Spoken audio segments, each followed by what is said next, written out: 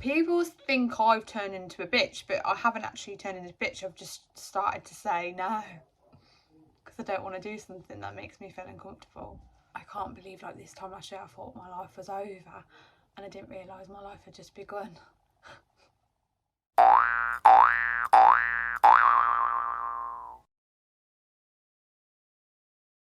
Hi guys! Hi! Welcome back to Thinking Out Welcome back to Thinking Out Loud with Shan, aka Shannon, which is me. Hello, how are you? I actually can't believe it is nearly October, and I can't believe that what I'm about to talk about today is a year ago, and I basically want to put this vlog out because I think there's so many people in their life that think they're at a really low point in their life and they're never going to move forward or move on. And I just want to tell you about my experiences and also a recap of how literally I changed my life in a year. So before we get on to that, I just want to go on with the usual stuff. If you like this vlog, please give it a massive thumbs up and subscribe. Head over to my Instagram account, which will come up now, this side this time, Thinking Out Loud with Shan. Yeah, just follow me. I still upload on my Instagram all day, every day. So yeah, keep up with me via that. And yeah, I can't wait to chat to you and talk about the last year. Peace. So, if you know me and you know my story, I've blogged for the last year about some major changes that happened in my life. And I feel like people think this should be a taboo subject, but I don't think it should be because everybody goes through it. So I went through a really bad breakup last year. I thought my life was over to a point where I thought my life wasn't living. And that wasn't just because of a breakdown of a relationship. That was a whole different lot of stuff. For example, I was on antidepressants and I was finding it difficult to cope with them. My body, I was going to the gym like 4 or 5 times a week, and I was seeing no changes. I was around kind of people that weren't the best for me, or I was making decisions, and I'm not gonna lie, that made me a hypocrite. And I feel that in this blog I'm going to be really honest and then just talk about the duration and the journey that I've been on this year, and also give you some goss because I'm just going to say it how it is. And obviously, even though I come across like quite fierce and strong now, there are points of the last year that I couldn't cope.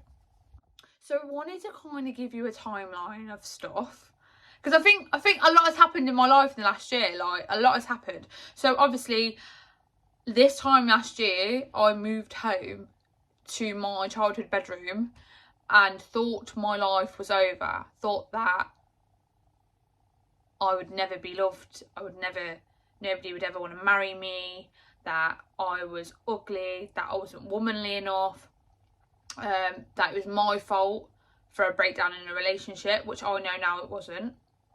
I can hand on heart say it wasn't. And I looked back at the vlog that I first did after I came out of that relationship, and I was so vulnerable and scared and sad that I'm not going to sit here now and bash anybody down, but I gave the person a lot of leeway and a lot of compassion.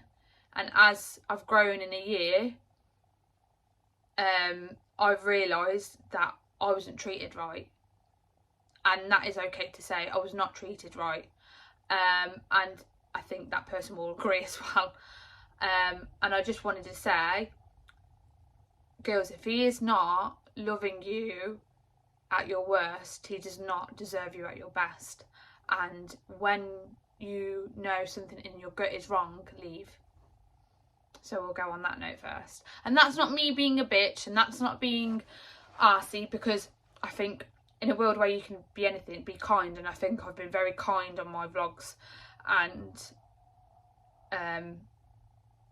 yeah, I've been a nice person, but I've got to realise you can be a nice person but tell somebody to fuck off, and also stick up for myself. So yeah, I looked at that vlog the other day and I was like, I am so broken.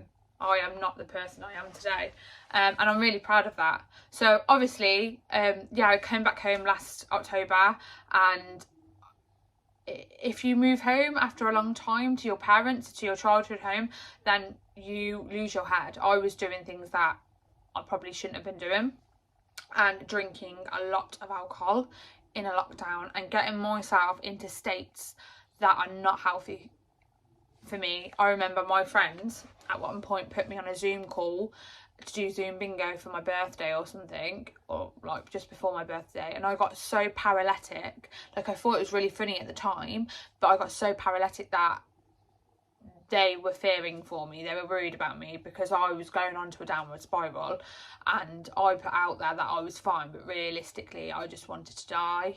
Like, I just was like, no, this ain't worth it. Like, I'm done. Like, how can my life change so dramatically in the space of like a couple of weeks, and I just don't want to be here. And it was scary. So then obviously you move forward and you get through everything first, so like your birthdays and your Christmases and the painful experience time of you being on your own. And I remember being on my own on New Year's Eve in my bed crying, thinking I am forever going to be alone. And I've talked about loneliness on my blog, but I think the events that kind of happened after that have made me who I am today, and made me like really strong and really independent and a bit bougie. Like, I don't I don't take shit anymore. But however, I have gone from, I felt like a girl to a woman, and I just wanted as well to explain why, and the do's and don'ts of like going back into dating, but going out actually being an independent woman. So obviously we come out of lockdown in stages, and I think as well shocked everybody with my content of the gram. So I feel like, no, I'm just going to say it like this, like, I have felt in the past year, I have become to love who I am, as in like, I didn't realise that like I had potential to do stuff and I could make stuff happen. Like, just believing in yourself, like you can make things happen, like my job and ideas and things all like that, and make changes for yourself. But also like confidence like grows within you, and I felt lots of confidence in my body because I've worked really hard for it the last year. And I kind of shocked people because I have changed my ways and changed what I talk about in my appearance, and maybe showed more flesh, because I think that I'm allowed to feel sexy and desired by myself, and it's nice to feel desired by somebody else. And girls, like, if you've worked for something and you feel confident, sorry, then you should show it off. And I'm so proud of how much my body has changed in the last year, but not like as well throughout the 10 years. Like, I feel like a woman like now, and it's nice like having somebody or whoever that appreciates that, and not having somebody that basically compares you to everybody else or likes about 20 other women's pictures on the gram. Like, I don't feel like people are not educated about how even social media makes you feel so shit about yourself. So yeah, for me it was like being confident, but showing people as well, like, I'm not the girl I used to be, and it has got me into trouble, I'm not gonna lie. And people are really shocked at me and like, oh, Shannon's gone off the edge, Shannon's gone off the rails. Well, no, I haven't. I'm just not the person you thought I was, and I'm really sorry to disappoint you, but I like the person I am now. I think I'm funny and I'm, you know, I wouldn't have talked about half the stuff I talk about now on the blog, but because when you're in an environment that you don't feel you can, I don't think you can be your real self, and this is my real self, and yeah, I'm happy with her. However, there have been points where I have made mistakes, like especially with boys. Like, I just can't do it. Like, I can't date, or I can't like, basically I get attached, or I can't do the whole one night stand thing or sleep with somebody thing. And that's not saying I've slept with fucking Tom, Dick and Harry, because I haven't. But the fact is, I feel like you're not even taught about how to not catch feels, or, you know, how to date, how to talk. Do you send pictures? Do you not send pictures? Do you go full in, or do you not go full in? Like, I've not been taught at all how to do that. And entering single life at 27, I thought I was going to be married off and have a baby, and I don't know what I thought I was doing, but that didn't happen. And I had to think now, like, I was in panic mode for a long time. Like, oh my God, like, nobody wants me. Nobody's going to want me. What am I going to do? And I kind of realised, like, very, very recently, that there is something destined for you, and when you least expect it, like, I just think, like, everything was leading me up to a moment. Like, everything's leading me up to a moment. And I will find or found or whatever. I feel like I'm going to keep that part of my life kind of private now, my relationship life. I feel like I'm too scared to put it out there because I don't want it to go anywhere. And once you put something out on the gram or Facebook, it's quite official, and I'm scared, like, you know what it's like, guys, you break up and you have to delete all stuff, and also, like, I can't handle it. Like, I just can't. I'm scared I'm just going to get hurt again. So I do believe, though, everything's leading up to that moment, but I feel like maybe this time I might go a bit differently about how I do stuff, and actually keep something for me, because I'd put a lot of my life out there, but I want to keep something for me, so I don't, well, I'll say I don't forget, but, you know, like, I wanted to talk about as well vulnerability. Like, I felt so vulnerable the last year, like, as in, like, I didn't realise how much stuff in my head I wasn't working on myself. So my confidence, my self-esteem, you know, my insides, my job. Like, I, for a long time, just thought I was just like this HCA. Oh, why am I